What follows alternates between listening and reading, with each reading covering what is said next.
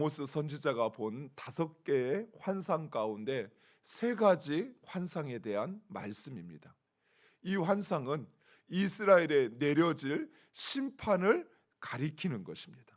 그 첫 번째 환상은 메뚜기 재앙입니다. 1절에 왕이 풀을 베후 풀이 다시 움돋기 시작할 때 주께서 메뚜기를 지으심에 메뚜기가 땅의 풀을 다 먹은지라 라고 이야기합니다.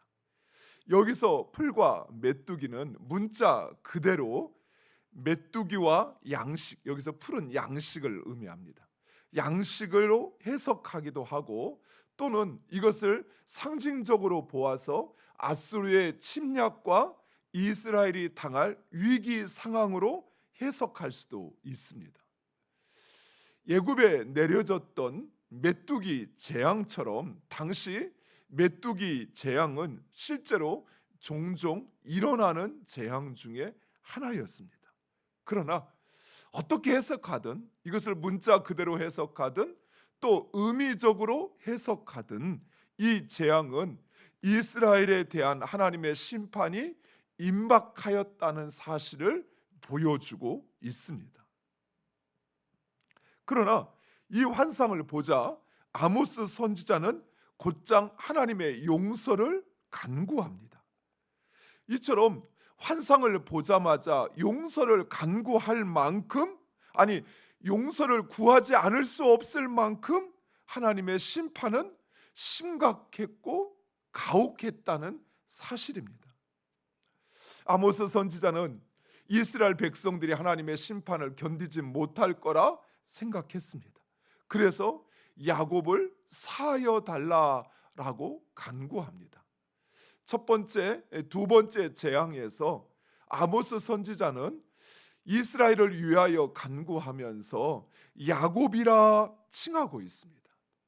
여기서 아모스 선지자가 이스라엘을 북이스라엘이라 말하지 아니하고 야곱이라 칭하는 데는 이유가 있습니다.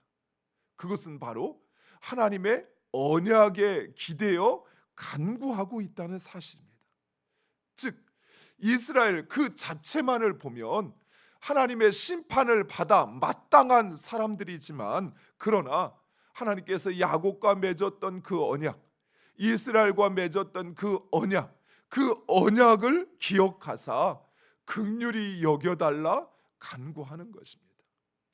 하나님께서 야곱과 언약을 맺을 때 야곱이 그 하나님의 은혜를 입을 만한 자격이 있어서 언약을 맺은 것이 아니라 하나님께서 그들을 긍휼히 여기시고 야곱을 긍휼히 여기시고 이스라엘을 긍휼히 여기셔서 그들과 언약을 맺고 그들을 축복하셨던 것처럼 이스라엘 백성들을 그렇게 여겨달라는 것입니다. 사랑하는 성도 여러분, 우리가 기도할 때 기도 말미에 예수님의 이름으로 기도합니다 라고 구하는 것 역시 바로 여기에 그 이유가 있습니다. 우리 역시 우리 자신을 보면 심판받아 마땅한 자들입니다.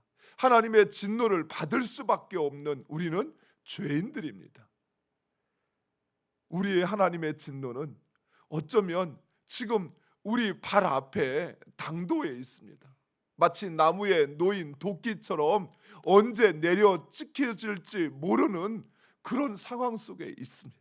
그러나 하나님과 예수님이 십자가에서 맺었던 그 언약에 따라 우리가 회개할 때 우리가 입술로 예수 그리스도의 이름으로 우리의 죄를 고백하면 하나님께서 그 모든 죄를 사하시고 기억조차 아니하시는 것입니다.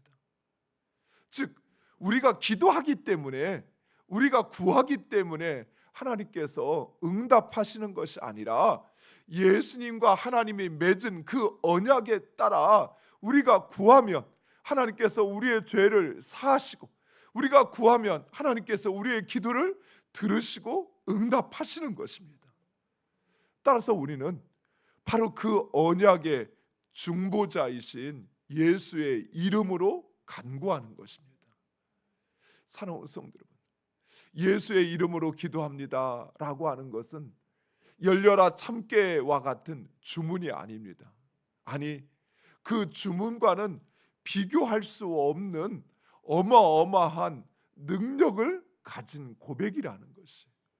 왜냐하면 하나님은 예수님의 이름으로 기도하면 우리가 아무리 용서하지 못할 죄를 지었고 상종하지 못할 죄인이라 할지라도 하나님은 그 예수 그리스도의 이름 때문에 우리의 기도를 들으시고 우리의 죄를 사하시고 우리의 기도를 들으시고 응답하시는 것입니다. 하나님은 우리가 예수님의 이름으로 기도할 때 우리의 죄를 사하실 뿐만 아니라 기억조차 하지 않으신다는 것이. 왜요? 예수님이 그 모든 죄를 이미 담당하셨기 때문에 그렇습니다. 예수님께서 십자가에서 흘리신 그 피 한 방울 한 방울이 우리의 모든 죄를 이미 사하시는 하나님과 언약의 피라는 사실입니다. 따라서 하나님은 예수님과의 언약에 따라 우리의 기도를 들으시고 우리의 죄를 용서하시고 우리의 기도에 응답하시는 것입니다. 하나님은 아모스의 이 간절한 기도를 들으시고 뜻을 돌이켜 심판을 보류하십니다. 이처럼 하나님은 우리의 기도를 들으시고 반드시 응답하십니다. 특별히 우리가 서로를 위하여 중보하며 기도해야 하는 이유가 바로 여기에 있습니다. 하나님께서 우리의 기도에 응답하심으로 역사하실 뿐만 아니라 우리는 기도 응답을 통해서 하나님과 더 깊은 관계, 더 온전한 관계로 나아간다는 사실입니다. 우리가 기도할 때 하나님이 그 기도를 들으시고 응답하셔요. 이 사실은 사랑하는 성도 여러분, 하나님께서 언제나 나의 기도에 귀 기울이고 있고 하나님께서 나의 그 간절한 기도를 들으시고 그것에 대하여 반응하시는, 응답하시는 하나님이라는 사실을 우리로 깨닫게 하는 것입니다. 따라서 우리가 서로를 위하여 또 다른 사람을 위하여 중보하며 기도할 때 하나님의 역사하시는 것을 볼 뿐만 아니라 하나님과 우리의 관계가 더 깊어진다는 것입니다. 온전한 관계로 나아가게 된다는 것입니다. 사람의 관계도 그렇죠. 여러분 한번 생각해 보세요. 여러분이 누구에게 이야기하는데 그 사람이 여러분의 이야기를 들은 채 만 채 마치 내 말에 귀를 닫고 있는 것처럼 그런 사람이 내 앞에 있다고 생각해 보세요. 그 사람하고 계속 관계를 가질 수 있겠어요? 그럴 수 없죠. 마음이 상하고 함께 할 수가 없죠. 그런데 내가 말할 때마다 따박따박 그 말에 반응을 해주는 거예요. 그래, 맞아, 나도 그래 하면서 그렇게 반응을 해줘요. 또 내가 이야기하면 그것에 대하여 듣고 그 사람이 행동으로 옮기는 것입니다. 그러면 어떻습니까? 그 관계가 인격적인 관계가 되는 거죠. 그 관계가 더 깊어지게 된다는 것입니다. 신뢰할 수 있는 거죠. 사랑하는 성도 여러분, 이처럼 우리는 기도를 통해 누군가의 인생이 바뀌고 새로워지는 것을 보는 것은 축복일 뿐만 아니라 더욱이 하나님과 우리의 관계가 깊어진다는 사실입니다. 더 온전한 관계로 나아갈 수 있다는 사실입니다. 그래서 우리는 중보하며 기도하셔야 돼요. 두 번째 환상은 불재앙입니다. 하나님께서 명령하니 불이 큰 바다를 삼키고 육지까지 먹었다라고 이야기합니다. 이 말씀은 그동안 쌓아 올린 그 모든 것들이 잿더미가 되어져 버리고 내 삶의 터전이 더 이상 사람이 살 수 없는 황무지가 되어버린다라는 의미입니다. 여기서 우리가 기억해야 할 중요한 사실이 있습니다. 아까 첫 번째 메뚜기 재앙에서도 하나님께서 메뚜기를 지으시니라고 이야기합니다. 그리고 여기에서 하나님이 명령하시니 하나님의 명령대로 불이 바다를 삼키었다라고 말씀하십니다. 즉 하나님의 지으심과 명령을 통해 이 모든 것이 이루어진다는 사실입니다. 우리의 삶에 우연히 저절로 이루어지는 것은 없습니다. 모든 것이 하나님의 뜻과 행하심을 통해서 나타나고 이루어진다는 사실을 우리는 잊지 말아야 합니다. 사랑하는 성도 여러분, 우리의 머리털 하나도 새신바 된다라고 성경은 우리에게 말씀하고 계십니다. 우리의 삶에 일어나는 그 모든 것, 그것을 계획하고 그것을 이루어 가시는 분은 바로 하나님이십니다. 우리가 이 사실만을 기억한다 할지라도 우리는 어떤 상황에서도 그 하나님을 의지할 수 있습니다. 그리고 그 하나님을 의지하는 자들마다 하나님의 일하심을 보게 될 것입니다. 두 번째 환상을 본 이 아모스 선지자는 다시 한번 이스라엘을 위하여 간구합니다. 사랑하는 성도 여러분, 신실한 하나님의 사람들에게는 공통점이 있습니다. 어떤 공통점이 있냐면, 신실한 하나님의 사람들은 비록 다른 사람이나 또는 그 민족이 죄악된 길, 어그러진 길을 갈지라도 그들을 위해 애끓는 마음으로 기도한다는 사실이에요. 일반 사람들은 자신이 사랑하는 사람, 자신이 좋아하는 사람, 자신의 편인 사람을 위해서는 대변할 수도 있고 또 그가 잘 되기를 바랄 수도 있습니다. 그런데요, 신실한 하나님의 사람들은 자기 편을 위해서만 기도하지 않아요. 신실한 하나님의 사람들은 다른 사람이 비록 잘못된 길을 가고 어긋난 일을 행할지라도 오히려 그를 향한 긍휼히 여기는 마음, 애끓는 마음으로 그를 위하여 기도한다는 사실입니다. 대표적으로 모세가 그랬습니다.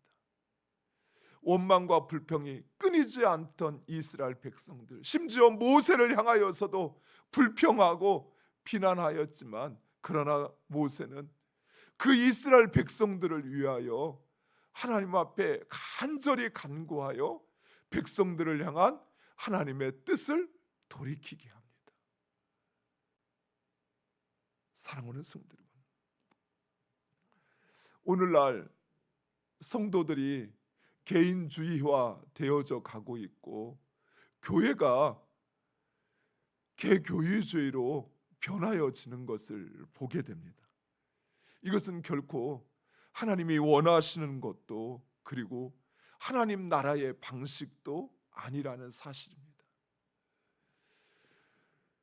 우리가 신앙을 고백하면서 교회가 하나인 것을 고백을 합니다. 물론 많은 교단 또는 많은 지역과 또 많은 그룹으로 교회가 나누어져 있지만, 교회는, 전 세계의 모든 교회는 예수 그리스도를 구주로 고백하고 성삼위일체를 믿는 모든 교회는 하나입니다. 그리고 그 안에 있는 성도들 역시 한 몸으로 연결되어 있습니다.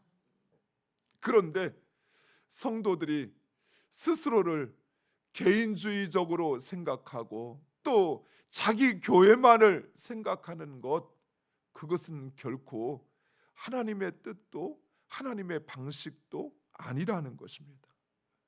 우리는 이러한 개인주의를 넘어설 수 있어야 돼요.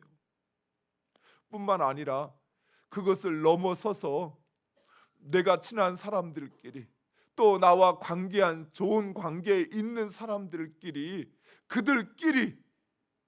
그들만의 좋고 행복한 신앙이 아니라 때로는 나와 원수 관계가 있는 것처럼, 때로는 함께 할 수 없는 것처럼 생각되는 그들을 위해서도 우리는 하나됨을 고백하고 기도해야 한다는 사실입니다. 교회 역시 마찬가지입니다. 사랑하는 성도 여러분, 우리 교회가 처음부터 이렇게 재정적으로 또 많은 성도들이 모여서 예배하는 그런 교회였을까요? 아니요. 우리가 처음 시작할 때는 많은 사람들의 기도와 협력과 도움을 통해서 우리 교회가 그래도 자립하여 여기까지 올 수 있었던 것입니다. 이처럼 여전히 어렵고 힘든 가운데 있는 세계 많은 교회들이 있습니다. 우리는 이제 그들을 섬겨야 할 그 자리에 서 있다는 사실이에요. 우리의 편안함과 우리의 안정된 그것만을 구하고 그것을 우선시하는 것이 아니라 하나님의 모든 교회들이 제대로 서갈 수 있도록 그들을 위해서 기도하고 돕고 협력해야 한다는 사실입니다.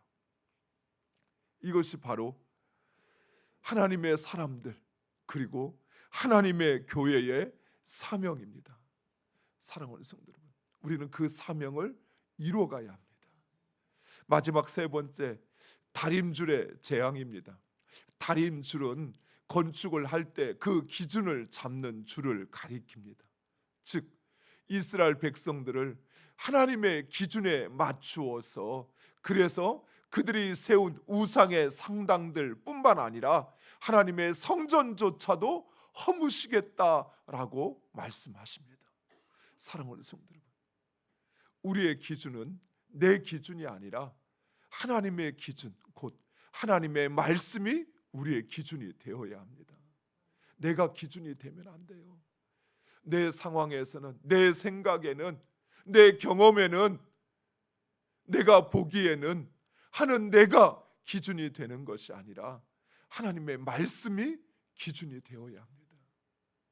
하나님께서 세상을 심판하실 때 그 심판의 기준은 우리가 얼마나 열심히 열정적으로 우리가 할 수 있는 상황에서 어떻게 했느냐라고 하는 것이 아니라 하나님의 말씀입니다.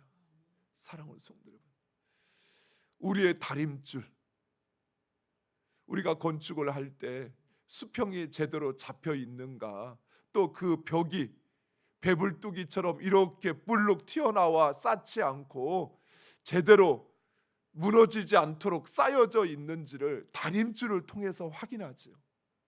그러지 않으면 어떻게 됩니까? 그러지 않으면 때로는 그 담이, 그 벽이 앞으로 기울거나 뒤로 기울어 결국은 무너져 버리고 맙니다. 이처럼 말씀의 기준으로 세우지 않은 신앙은 무너질 수밖에 없어요. 제대로 쌓아 올릴 수가 없는 것입니다. 좀 싸다가 넘어지고 좀 싸다가 넘어지고. 왜 그렇습니까? 기준이 제대로 안 잡혀 있으니까 그런 거예요. 사랑하는 성도 여러분, 우리가 왜 무너질까요? 왜 세상에 시험이 찾아오면 무너지고 조금만 바람이 불고 환난만 찾아오면 왜 우리가 다시 더 제자리로 돌아가는 것처럼 생각될까요? 그 기준에 맞추어서 행하지 않기 때문에 그런 거예요. 우리의 삶의 진정한 기준인 하나님의 말씀, 그 기준에 맞추어서 쌓지 않으니 무너질 수밖에 없는 담을, 벽을, 건물을 쌓고 있는 것입니다. 사랑하는 성도 여러분, 우리의 다림줄은 하나님의 말씀입니다. 그 말씀으로 우리의 삶을, 우리의 신앙을 쌓아가는 우리가 되기를 간절히 축원드립니다. 기도하겠습니다. 아버지 하나님,